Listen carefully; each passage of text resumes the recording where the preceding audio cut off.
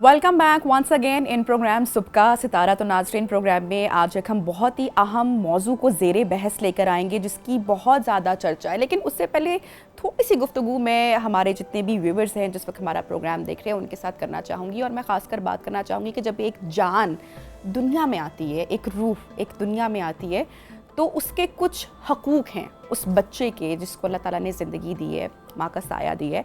वो हकूक़ पूरे करना बेहद ज़रूरी है। और उसमें से पहला हक़ बच्चे का जो है वो ये है कि वो अपनी माँ का दूध पिए, क्योंकि अल्लाह ताला ने, इस कुदरत ने माँ के दूध में इतनी अफादियत रखी हुई है। कुछ इस तरह की वैक्सीनेशंस हैं, एक हिफाजती अमल है जिससे बच्चा उस प्रोसेस से गुज़रता है जो कि बहुत फ़ायदेमंद होते हैं न्यू बॉर्न के लिए।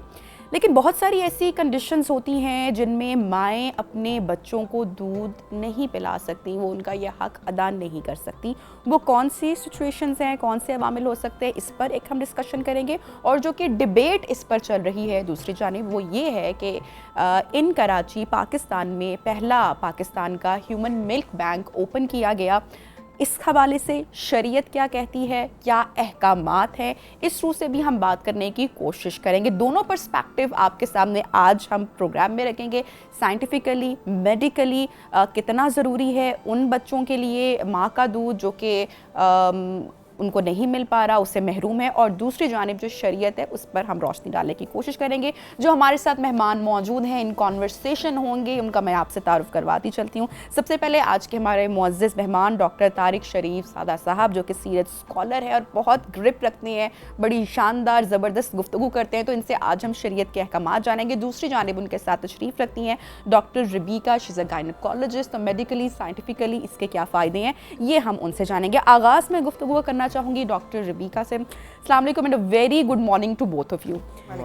डॉक्टर साहिबा, माँ के दूध की जो ग़िज़ाइयत के जो फ़वाइद हैं, एक तो मैं चाहूँगी कि आप उस पर इन डिटेल रोशनी डालें। और मोस्ट इम्पॉर्टेंट क्वेश्चन जो कि क्लैरिटी के लिए बहुत ज़रूरी है कि वो कौन सी कंडीशंस हैं जिनमें माएँ अपने बच्चों को दूध नहीं पिला सकती हैं, उनका हक़ अदा नहीं कर सकती हैं।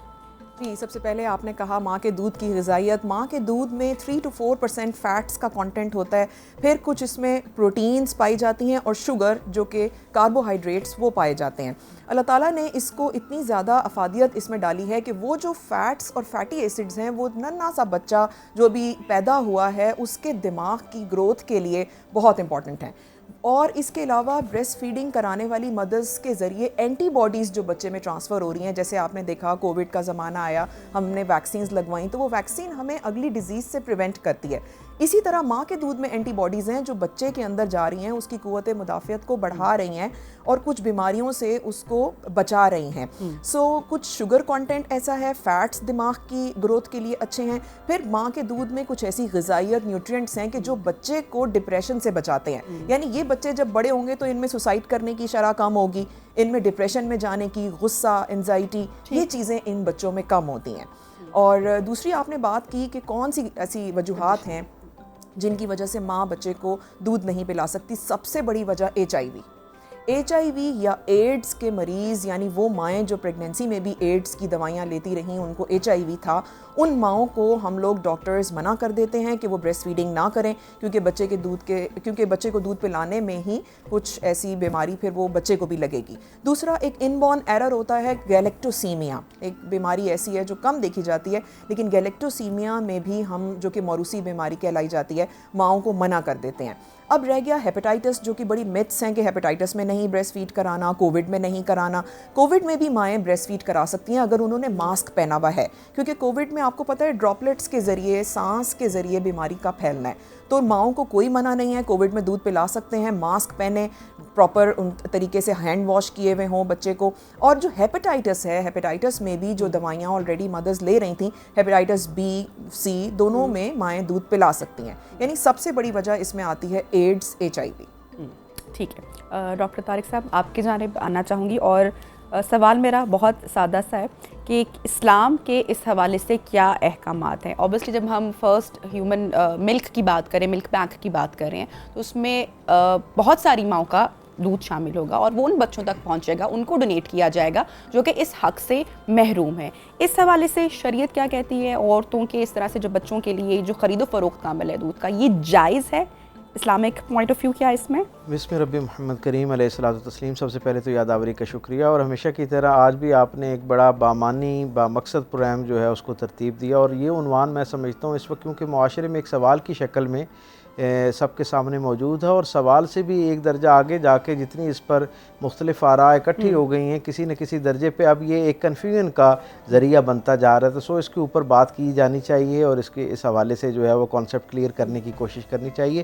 جہاں تک دین اسلام کی بات ہے تو ہم سب جانتے ہیں کہ رضاعت یعنی ایک اپنی اصل ماں کے علاوہ کسی اور خاتون سے دودھ کا حصول جو ہے، اس عمل کو رضاعت کہتے ہیں شریعت کی نگاہ میں. اور رسول اللہ صلی اللہ علیہ وسلم کے زمانے سے لے کر آج تک پوری امت مسلمہ جو ہے وہ اس کی بہت زیادہ حوصلہ افزائی کرتی ہوئی نظر آتی ہے.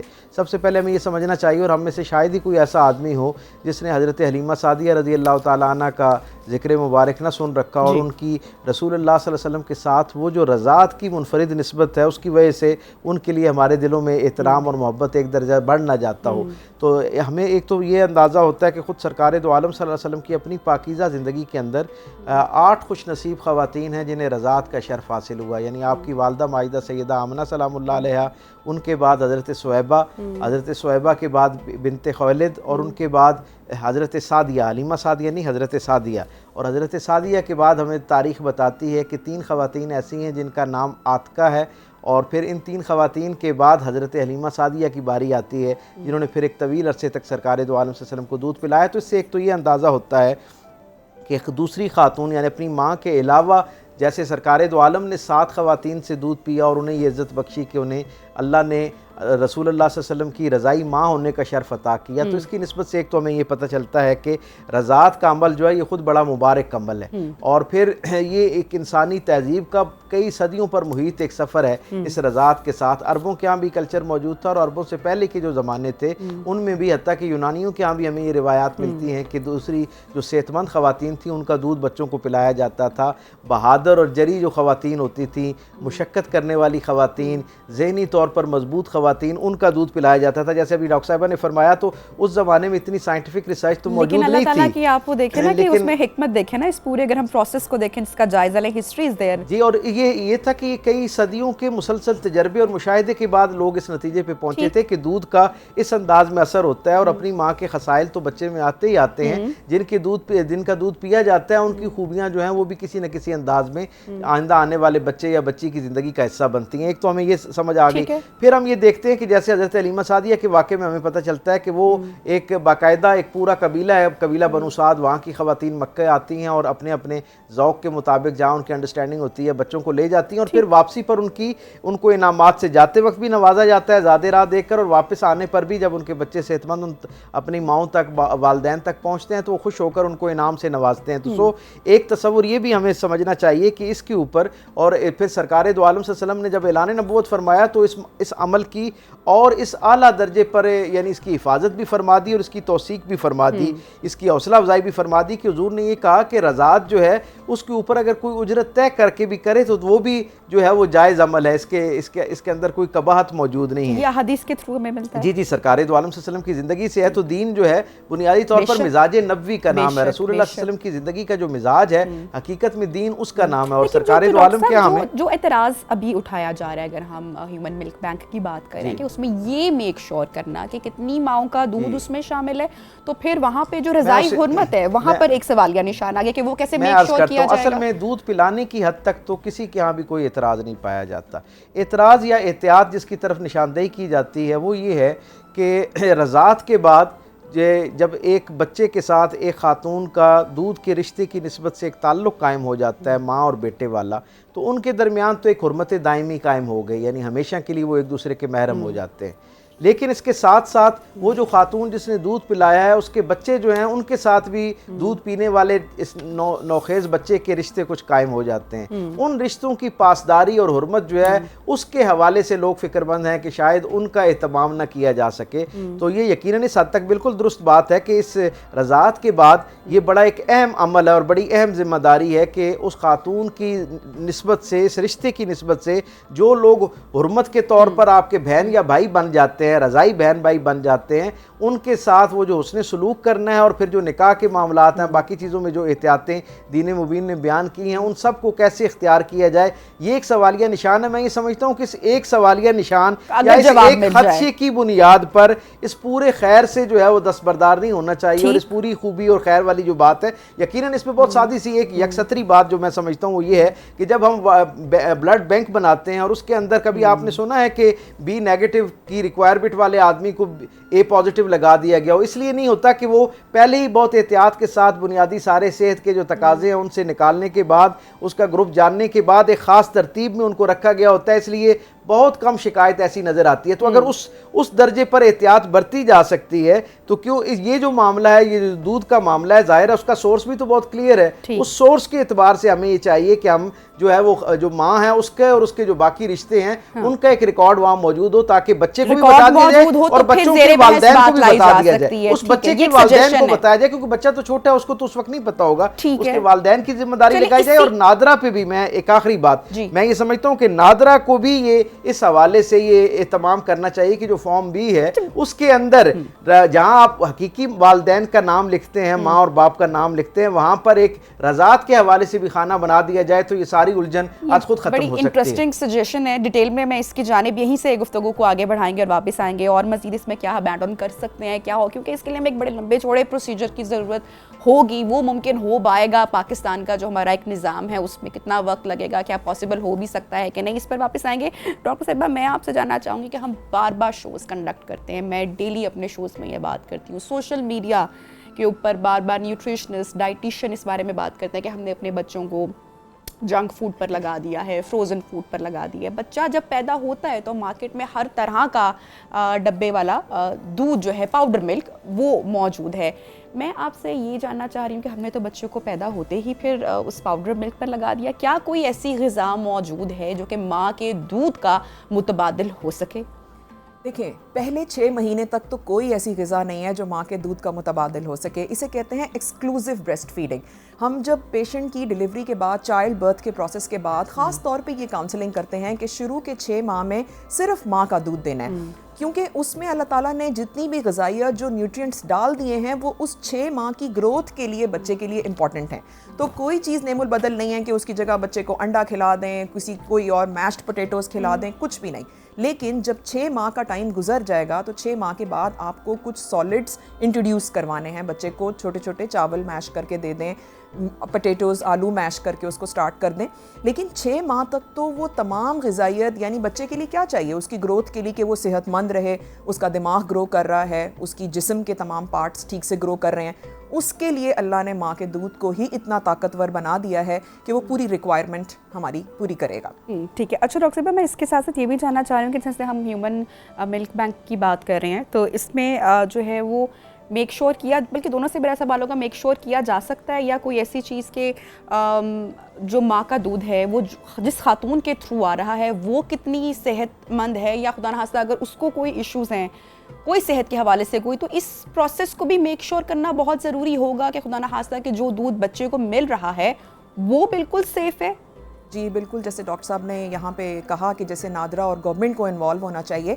اگر یہ پلان ایسے, یہ پروپوزلز ان کے یہ کرنا چاہ رہے ہیں تو اس میں ضروری ہے کہ ماؤں کی اسکریننگ ہو, پہلے پراپر ان کی اسکریننگ ہونی چاہیے کہ کوئی ایسی بیماری تو نہیں ہے, یا جیسے آج کل تو ویسے ہی خون کی کمی, شوگر, بلڈ پریشر کے مسئلے ہیں, تو ڈیفینیٹلی یہ چیزیں. اور پھر کچھ دوائیاں, مائیں کچھ دوائیاں لے رہی ہوتی ہیں جو کہ بریسٹ ملک میں سیکریٹ کرتی ہیں. جیسے مرگی کا اٹیک, دورہ والے لوگ ہوتے ہیں, ایپیلیپسی والے, ان کی دوائیاں وہ بریسٹ ملک میں جا رہی ہوتی ہیں, پھر بچے کے لیے ہارمفل ہیں, بالکل وہ بچے کے لیے ہارمفل ہیں. تو یہ تو سائنٹیفکلی اگر میڈیکلی بات کریں تو ماؤں کی پراپر اسکریننگ ضروری ہے, وہ کیا دوائیاں لے رہی ہیں, ان کے اندر کیا ایسی بیماریاں ہیں, کیا چیز ہے جو کہ بچے کے لیے نقصان دہ ہوگی.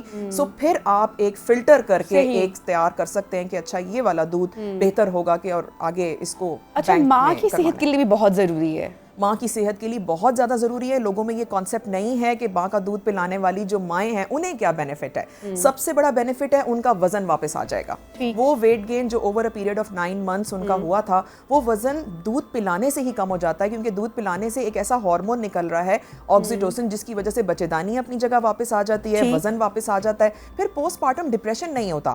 وہ والی مائیں جو دودھ پلاتی ہیں وہ پوسٹ پارٹم ڈپریشن میں، ڈیلیوری کے بعد ڈپریشن میں نہیں جاتی. ٹائپ 2 ڈائبٹیز نہیں ہوتا. شوگر کا مرض آج کل پاکستان نمبر 1 پہ آ گیا ہے شوگر کے مرض میں. تو وہ مائیں جو دودھ پلاتی ہیں انہیں شوگر کا مرض نہیں ہوتا. پھر چھاتی کا کینسر نہیں ہوتا. چھاتی کے کینسر کے لیے کتنی ہی مہم ہم چلا لیتے ہیں. اکتوبر کا منتھ اس کے لیے آتا ہے چھاتی. سو بریسٹ کینسر لوگوں میں یہ آگاہی دینا چاہوں گی کہ دودھ پلانے والی لوگوں میں بریسٹ کینسر نہیں ہوتا. اور بھی بہت سے کینسر ہیں انڈے دانی کا، بچے دانی کا، جو اس میں دودھ پلانے والی مائیں بچی رہتی ہیں. یہ بات تو طے ہے کہ جو ماں کا دودھ ہے وہ نہ صرف بچے کے لیے بلکہ ماں کے لیے بھی بہت زیادہ فائدہ مند ہے. ڈاکٹر صاحب میں یہ آپ سے جاننا چاہوں گی کہ کیا بچے کو یہ بتانے کی ضرورت ہے کہ اس نے کس رضاعی ماں کا دودھ پیا ہے؟ انتہائی ضروری ہے، اور اس کا اہتمام اس معاشرے میں بھی کیا جاتا تھا جہاں ابھی شریعت باضابطہ طور پر ان کی زندگی کا حصہ نہیں تھی. وہاں پر بھی عربوں کے ہاں اپنی ساری جہالت کے باوجود اس بات کی احتیاط رکھی جاتی تھی، ایک تو رشتوں کی حرمت کے حوالے سے، اور دوسرا اس سے ایک درجہ ان کے ہاں ان کے کلچر کی ویلیو کے طور پر کہ تاکہ ایک آدمی جو ہے وہ اس کا اپنی رضائی ماں کا احسان مند رہے، اس کے بارے میں جان سکے کہ یہ وہ خاتون ہے جس نے مجھے میری ماں جیسا میرے ساتھ اس نے سلوک کر رکھا ہے. خود سرکار دو عالم صلی اللہ علیہ وسلم کی پوری زندگی سے ہم تک یہ بات پہنچتی ہے کہ حضور نے جس طرح اپنی زندگی کے اندر اپنی رضائی ماؤں کا احترام اور اکرام کیا ہے، وہ ایک از خود ایک بہت عظیم الشان مثال ہے. میں ایک تو ظاہر ہے دو اس کے تقاضے جیسے میں نے ابھی آپ کے سامنے رکھے. ایک تو اس کا شرعی تقاضا ہے، ضرورت ہے کہ اگر وہ اپنی ماں کی شناخت رکھتا ہے، اس رضائی ماں کی شناخت رکھتا ہے، تو اس کے لیے جیسے اپنے ماں کی شناخت کے بعد اپنے بہن بھائیوں سے حرمت کا رشتہ قائم کرنا آسان ہو جاتا ہے. اس کے لیے اسے معلوم ہوتا ہے کہ یہ میری ماں ہے، اس کے یہ جو جس نے مجھے پیدا کیا، اس کے یہ جو دیگر بچے ہیں ان کے ساتھ میرا یہ حرمت کا رشتہ ہے، اور بہن بھائی جو ہیں ان کے درمیان جو ہے وہ نکاح کا رشتہ قائم نہیں ہو سکتا، اور وہ ساری احتیاطیں ملحوظ رکھی جاتی ہیں. بالکل اسی طرح جب اگر اسے بچپن سے ہی اس بات کا اس کے لاشعور میں بات پختہ ہو جائے کہ فلاں شخص جو خاتون جو ہے وہ اس نے مجھے اپنے وجود سے جنم تو نہیں دیا، لیکن میری اپنی ماں کے بعد سب سے بہترین ماں میری وہ ہے جس نے مجھے میرے ساتھ رضاعت کا رشتہ رکھا، تو اب اس کے جو بچے ہوں گے اس کی نسبت سے وہ جو حرمت کی ساری احتیاطیں ہیں وہ اس کے ملحوظ خاطر رہیں گی. اس میں فرائض بھی آتے ہیں. ہر رشتہ جہاں پر کچھ خوبصورتیاں لے کر آتا ہے، آسانیاں اور راحتیں لے کر آتا ہے، بالکل وہاں پر اس کے ساتھ کچھ ذمہ داریاں جو ہیں وہ بھی ساتھ نظر آتی ہیں. رسول اللہ صلی اللہ علیہ وسلم کو جس دوسری خاتون نے دودھ پلانے کا شرف پایا نا، حضرت صہیبہ، حضور مدینہ تشریف لے گئے اور وہ مکے میں رہتی تھیں، اور سرکار دو عالم صلی اللہ علیہ وسلم سے مروی ہے، حضرت انس بن مالک کہتے ہیں کہ سرکار دو عالم صلی اللہ علیہ وسلم جتنے عرصے تک مدینے میں رہے، کوئی قافلہ مدینے سے مکے کی طرف ایسا نہیں گیا کہ جس کی اطلاع حضور کو ہو کہ یہ مکے جا رہا ہے، اور حضور نے اپنی اس رضائی ماں کے لیے اسے تحائف، پیسے یا کپڑے نہ بھیجے ہوں. تو اس سے اندازہ یہ ہوتا ہے کہ یہ رشتہ جو ہے اسی طرح کی دائمی محبت کا اور دائمی احسان مندی کا، اعتراف محبت کا تقاضا کرتا ہے جیسا حقیقی ماں کا رشتہ آپ سے تقاضا کرتا ہے. اسی وجہ سے اس کی سب سے بڑی دلیل ہی یہ ہے کہ جیسے ماں کے رشتے کے ذیل میں اس کے ساتھ کے جو اس کی باقی اولادوں سے آپ کا ایک حرمت کا رشتہ قائم ہو جاتا ہے، بالکل اسی طرح رضائی ماں اور اس کی جو اولاد ہے اس کے ساتھ بھی آپ کا رضائی رشتہ جو ہے، حرمت کا رشتہ جو ہے وہ دائمی ہوتا ہے. یعنی وہ ہمیشہ جب تک وہ زندہ رہیں یا آپ زندہ رہیں، وہ رشتہ اسی طرح اسی انداز میں قائم رہتا ہے. اور ہم نے دیکھا تاریخ اس پر شاہد ہے کہ اچھے باوقار سارے معاشرے انسانوں کی تاریخ کے، ان سب کے ہاں اس رشتے کا اور اس رشتے سے جڑی ہوئی جو باقی خوبصورت رشتوں کے تقاضے ہیں ان کا احترام ہوتا ہوا ہمیں نظر آتا ہے. ڈاکٹر صاحبہ آپ بھی ریلیٹ کر سکیں گی میری اس بات سے جو میں کرنے جا رہی ہوں کہ بینگ اے مدر، آپ بھی اور میں بھی ایک پورے پروسیس سے جب خاتون ایک گزرتی ہے، 9 مہینے کا جو ایک پورا ایک طویل دورانیہ ہوتا ہے، بچے کا وزن کیری کرنا، پھر ایک ڈلیوری کا پینفل جو پروسیس ہوتا ہے، عورت ان سب تکلیفوں سے گزر کر ایک بچہ اس دنیا میں لے کر آتی ہے، اور جب بچہ اس کی گود میں آتا ہے تو وہ اپنی ساری تکلیفیں بھول جاتی ہے. آپ بھی اس چیز کو، اس فیل کو انڈرسٹینڈ کر پا رہی ہوں گی. تو ماں کے لیے اس میں کسی قسم کی کوئی قباحت یا کوئی بوجھ نہیں ہے کہ وہ اپنا دودھ اپنے بچے کو، لیکن یہاں پہ میں یہ صرف کلیئرٹی لینا چاہ رہی ہوں کہ چونکہ کچھ سرٹن کنڈیشنز جن کا ذکر آپ نے پروگرام کے آغاز میں کیا کہ ماں کی صحت نہیں ہے اس طرح سے، تو بچے کو ہم کیونکہ اس پر بات کریں کہ شوقیہ یا ماڈرن ہونے کی نشانی نہیں ہے، لیکن چونکہ کچھ سرٹن کنڈیشنز ہو سکتی ہیں، ماں ہی نہیں ہے اگر ڈیورنگ برتھ پروسیس، آج بھی آپ دیکھیں دور دیوار دیہی علاقوں میں آپ کے پاس آئی ایم شیور فیکٹس ہوں گے، نمبر ہوں گے جو کہ بچے ماؤں کے بغیر پل رہے ہوتے ہیں. تو یہ ماں کے دودھ کی جو افادیت ہے یہ کتنی ساری بیماریوں سے بچوں کو دور رکھ سکتی ہے، اور اللہ تعالیٰ نے قدرت نے اس کے اندر کتنے فائدے رکھے ہیں. بالکل आपने सही कहा, इसके अंदर हर तरह से फ़वाइद हैं, ना सिर्फ ग्रोथ के बल्कि मेंटल कैपेसिटी के भी फ़वाइद हैं. वो बच्चे ज़हनी तौर पर होशियार होते हैं, ज़्यादा ताकतवर होते हैं और उनमें ये वाले जैसे मैंने पहले बताया कि ख़ुदकुशी करने का रुझान, सुसाइडल अटेम्प्ट्स, ये सब नहीं उनमें पाया जाता. यहाँ जो सबसे इंपॉर्टेंट बात मैं करना चाहूँगी वो है लैचिंग. लैच ऑन करने का तरीका डॉक्टर्स की ज़िम्मेदारी है कि डिलीवरी के प्रोसेस के बाद, चाहे ऑपरेट हुआ है या नॉर्मल डिलीवरी, तो हर माँ को लैचिंग का तरीका बताया जाए कि कैसे किस तरीके से उसने बच्चे को होल्ड करना है, किस तरह दूध पिलाना है. बच्चे की और माँ की बॉन्डिंग के लिए भी ये इम्पॉर्टेंट है. और साथ साथ ये भी ज़रूरी होता है कि दूध पिलाने के बाद बच्चे को बर्प दिलाना है. किस तरह अक्सर औकात माएँ दूध पिलाने के बाद बिल्कुल सीधा तकिया हटा के लिटा देती हैं, तो वो बच्चे हमारे पास एस्पिरेट करके पहुँचे हुए होते हैं. वो सांस की नाली, जो एक छोटी सी सांस की नाली है, एक कतरा भी अगर उसमें दूध फंसेगा तो बच्चे की डेथ हो जाती है. तो ये बहुत इंपॉर्टेंट बात है कि लैचिंग का तरीका आप खुद भी डॉक्टर्स से पूछें, सीखें कैसे बच्चे को अपने साथ लगाना है, कितनी देर तक पिलाना है. दोनों छातियों से पिलाना बहुत ज़रूरी होता है और हर घंटे में बच्चे की डिमांड होती है. यानी दिन में कोई 8 से 9 दफ़ा बच्चा माँ का फीड लेता है. सो ये तरीके इम्पॉर्टेंट हैं कि किस तरह अभी भी से बड़े बड़े भी जो हमारे अगर शहरों के भी हॉस्पिटल्स की बात करें तो वहाँ पर भी बेबी लैच वो नहीं सिखाया बताया नहीं जाता, जिसकी वजह से माएँ बहुत पेन से उनको मज़ीद गुजरना पड़ता है. अच्छा, एक चीज़, एक सवाल जो कि मैंने बहुत ऑब्ज़र्व किया अपनी सराउंडिंग में, मैं उस पर आपका जवाब ज़रूर जानना चाहूँगी और ये जवाब भी उन माँओं तक, उन सासों तक और उन बच्चियों की माँओं तक भी पहुँचेगा.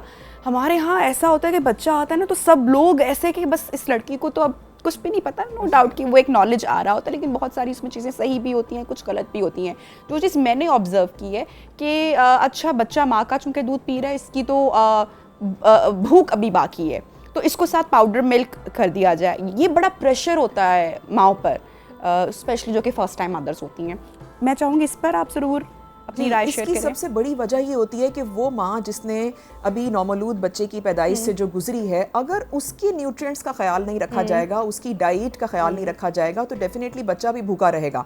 मैं आपको बताऊं, प्रेगनेंसी में जितनी मिकदार में हमें न्यूट्रिएंट्स चाहिए ब्रेस्ट फीडिंग में, वो डबल है. ठीक, ये बात लोगों को नहीं पता होती. वो एकदम जब डिलीवरी हो जाती है तो वो इवन चीज़ें कट ऑफ कर देते हैं, डाइट पे चले जाती हैं. चले जी, डाइटिंग प्रोग्राम शुरू हो गया, वजन वापस आना है. हालांकि यही वजन दूध पिलाने से विद इन अ मंथ वापस आ सकता है.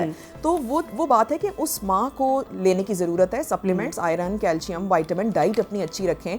कुछ हद तक कुछ फैट्स हैं, कार्ब्स हैं, वो अपना प्रॉपर पोर्शन में लेगी और हर 2 घंटे बाद कुछ ना कुछ डाइट लेगी, तो बच्चा बिल्कुल भी भूखा नहीं रहेगा. अल्लाह ताला ने इतनी ताकत रखी है. दूसरी बात कि दोनों छातियों में से दूध पिलाना चाहिए बच्चे का, ताकि प्रॉपर हक अदा हो सके और इसीलिए फिर भूख भी नहीं रहती. लेकिन बहुत कम कंडीशंस में ऐसा होता है कि बच्चे वाकई फिर भी भूखे रह जाते हैं, तो हम रेकमेंड करते हैं कि आप रात को सोने से पहले एक फीडर उनको बना दें पाउडर मिल्क का, ताकि बच्चा कॉम्प्रोमाइज़ ना हो. ठीक, तारिक साहब, हमारी पूरी डिस्कशन में क्या हमने तमाम एतराज़ात, आपको लगता है हमने हमारी ऑडियंस तक उनको एजुकेट करने की, उनको अवेयर करने की कोशिश की है? कोई ऐसी बात जो आप समझते हो कि मज़ीद कहीं पर कमी रह गई हो तो हम शेयर करें हमारे देखने वालों के साथ? देता हूँ. सादा सी बात यह है कि जब भी कोई मामला नया ज़िंदगी के अंदर दाखिल हो, उसे रसूलुल्लाह सल्लल्लाहु अलैहि वसल्लम के फ़रामीन की रोशनी में उसका जायज़ा लेना चाहिए और उसके अंदर जो ख़दशात पाए जाते हैं, ख़दशात का जो है वो इजहार किया जाना चाहिए, यकसर उसकी नफ़ी नहीं कर देनी चाहिए.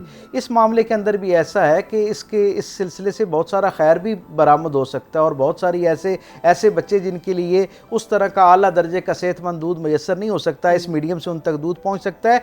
यकीनन इसमें कोई दो राय नहीं है कि रज़ात के वो जो तकाज़े और एहतियातें हैं उनको मलूज़ रखते हुए एक निज़ाम ऐसे पहले मुरतब किया जाए कि जो दूध आ रहा है, एक तो वो एक ही खातून का दूध हो और हमें इल्म हो, यानी जिस बच्चे ने दूध पीना है उसके कम अज़ कम जो ज़िम्मेदारान है, उसके वालिद है या बाकी जो फैमिली मेम्बर्स हैं, उन्हें पता हो कि ये किस खातून का है. और फिर मैं तो ये समझता हूँ कि कितनी खुशगवार रिवायत होगी कि उस बच्चे को ये बताया जाए कि तुम्हारी अपनी माँ के साथ साथ एक और खातून भी तुम्हारी मोहसिन है, जिसने तुम्हें तुम्हारी नशो नुमा के अंदर अपना दूध पेश किया और तुम्हें जो है वो तवानाई फराम की है. इस तरह मुआशरे के अंदर और कई खूबसूरत रिश्ते जो हैं वो पैदा होंगे और उसकी निस्बत मुआशरे के अंदर और कई तरह का खैर जो है वो हमें देखने को, सुनने को, समझने को मिलेगा. सो इन सारी एहतियातों को ज़हन में रखते हुए अगर इस तरह का कोई बैंक कायम किया जाता है तो उसकी हौसला अफजाई की जानी चाहिए और उम्मीद रखनी चाहिए कि जो इसको यानी इसके ज़िम्मेदारान हैं वो इसकी जो शरई एहतियातें और तकाज़े हैं उनको ज़हन में रखते हुए जब इसको करेंगे तो मैं ये समझता हूँ कि ये एक बहुत मुआशरे के लिए मुफीद और कारामद जो है वो मीडियम और ज़रिया बन सकेगा. कोई भी इशू, कोई भी ऐसी नई चीज़ आती तो बहुत प्यारी आपने बात की कि उस पर डिबेट हो सकती है, उस पर गुफ्तगू की जा सकती है, उसके तमाम तकाज़े जो हैं इसमें एक ही सादा तकाज़ा है ना, इसमें सादा से एक तकाजा है कि वो जो खातून,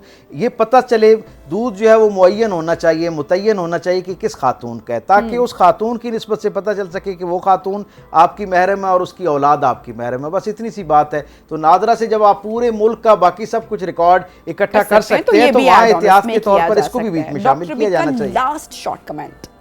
लास्ट ये कहना चाहूँगी मैं कि माएँ अपना दूध बच्चे को पिलाया करें और ज़रूर इस चीज़ को प्रैक्टिस करें 6 महीने तक तो ज़रूर। हालांकि कुरान पाक में 2 साल का अरसा लिखा हुआ है और हम भी मेडिकली भी प्रूवन है ये कि 2 साल तक बच्चे को माँ का दूध पिलाना चाहिए, लेकिन 6 महीने की एक्सक्लूसिव, जी 6 महीने की तो एक्सक्लूसिव ब्रेस्ट फीडिंग ज़रूर करें। फिर बेशक वर्किंग मदर्स हैं, कुछ ऐसी माएँ हैं जो नहीं भी करवा सकती, लेकिन 6 महीने तक तो ज़रूर आप ये करें, उसके बाद थोड़ा सा सॉलिड फूड्स को इंट्रोड्यूस करें। Thank you so much doctor रबीका। Doctor Tariq शरीफ ज़ादा हमारे साथ प्रोग्राम में इन कॉन्वर्सेशन थे, बहुत ही अहम मौजू पर डिस्कशन कर रहे थे। आई एम श्योर के पैगाम आप तक पहुंच गया होगा। ब्रेक लेते हैं, ब्रेक के बाद आपको दोबारा ज्वाइन करेंगे with the segment. Stay with us.